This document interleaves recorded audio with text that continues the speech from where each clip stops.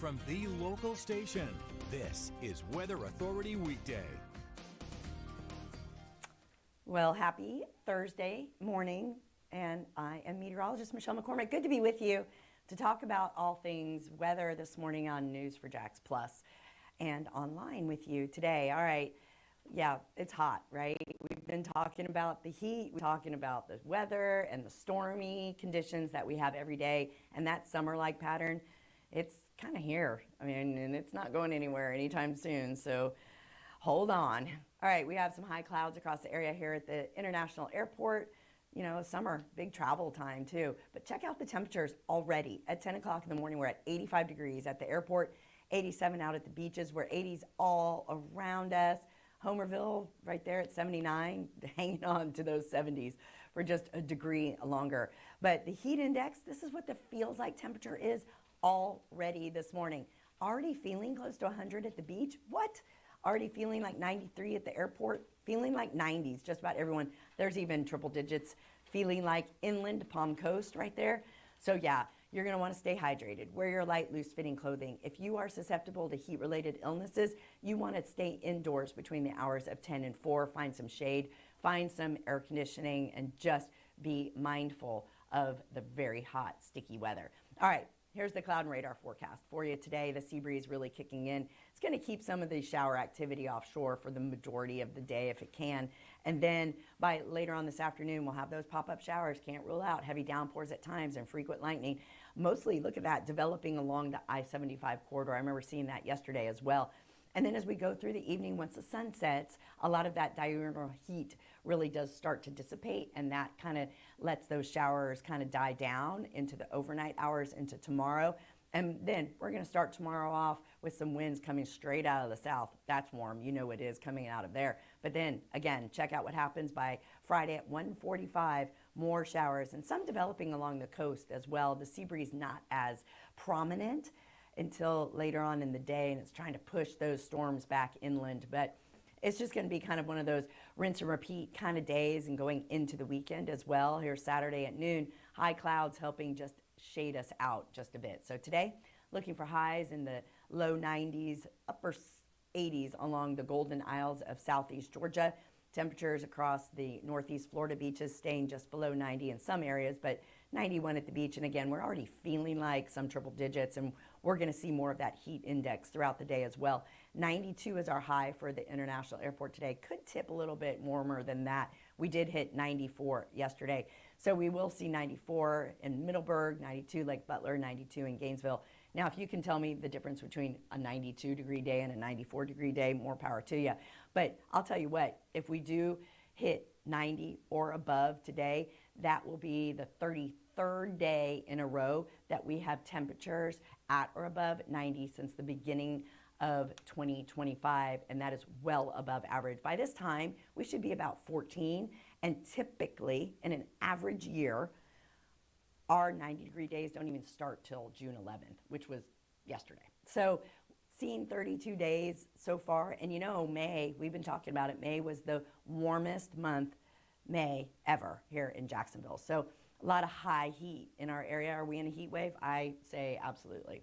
All right, look at some hot, humid temperatures throughout the day for your pool forecast with that 60% chance of rain coming this afternoon, meaning the accumulation of 60% or more of an inch, up to an inch. So today, our high of 92, we're above normal of 90, and the record heat for today, 99, set in 1998. We're not going to be quite there yet, although it will feel like 99. All right, so let's take a look at what you can expect this evening. 85, dropping down to 79 and 77. Those showers, like I said, taper off once the sun sets. And then tomorrow morning, another warm morning on the way. 74 for the airport and 79 out at the beach at Mayport. So yeah, this tells you a lot. So sunny mornings, rainy afternoons. Sunny mornings, rainy afternoons, all weekend long. Not a washout.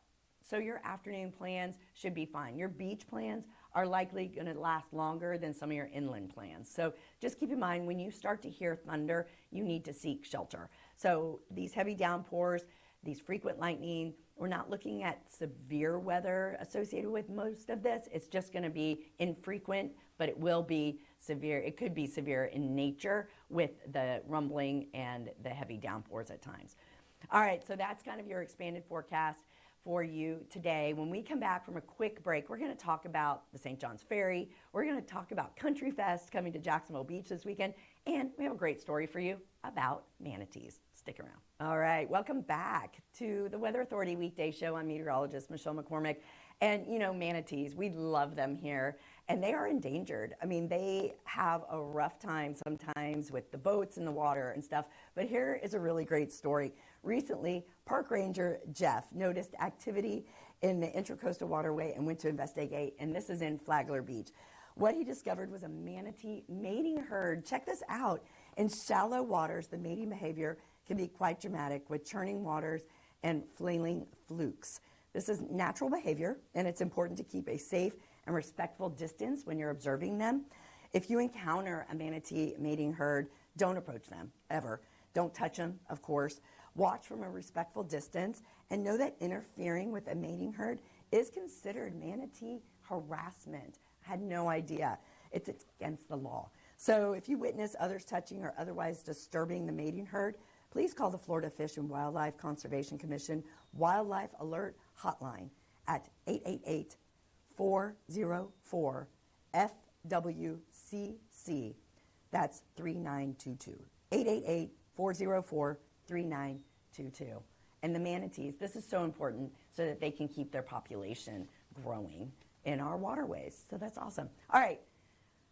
How many have been on the St. John's Ferry before? Me. It's such a great treasure that we have here. It's an amazing resource for folks moving from Mayport to the St. George Island side, heading up to Nassau County, or going to the Sand Dollar, or just making it to Heckscher Drive without going over the Dames Point Bridge. Well, good news. It's back in business, and this is ahead of schedule. So the JTA, the Jacksonville Transportation Authority, is reserving services tomorrow. That's on Friday, 2 weeks earlier than planned. It had been out of service since May 4th because of it hit a boat ramp or boarding ramp leaving Mayport. So they made the most of this downtime, and they've completed most of the maintenance work that was supposed to happen next year as well. So this is good news. It means less interruptions for more riders down the road, and it won't take as long next time they have to do scheduled maintenance. So good news, regular service starts back up Friday morning at the Mayport and Fort George Island terminals. So great news. If you've never ridden the ferry, it is such an amazing, take a seat back, roll down your windows. You can get out of your car and just hang out. Caleb Yager is doing a story on this today too, so check our late shows for more information on the St. John's Ferry. All right, Country Music Fest, folks, here we go. Jacksonville Beach this weekend, free, right, at the Seawalk Pavilion. Full lineup. It's free to attend. The gates open at 2. The performers are on for like an hour, which is so cool. 60 local vendors. So we're talking food, fun, vendors that you want to show your support to. If you bring a bag, it follows the stadium rules. So that means usually bring a clear bag, and it's a certain size. Crossbody bags work really well, ladies. Big backpacks will not work, so just keep that in mind. I think you could bring towels and stuff, maybe even a chair to sit in on the lawn there. So you can check out jacksbeachcountryfest.com for all the latest, and leave your pets at home. They are not permitted. Weather should be pretty decent because with that sea breeze, it should keep the majority of the rain off the beaches most of the day and into the evening, but always pack a poncho just in case we do encounter some rainy conditions at the beach. And now here's a lovely beach shot, and looks like it's low tide. Great day to hang out. All right, folks, we really appreciate you tuning in to the Weather Authority Weekday Show. I'm meteorologist Michelle McCormick. Tune in at noon for all the latest updates on your weather today and moving into your weekend. Have a great one. See why every day more people are choosing News 4 Jax, Northeast Florida and South Georgia's #1 source for local news.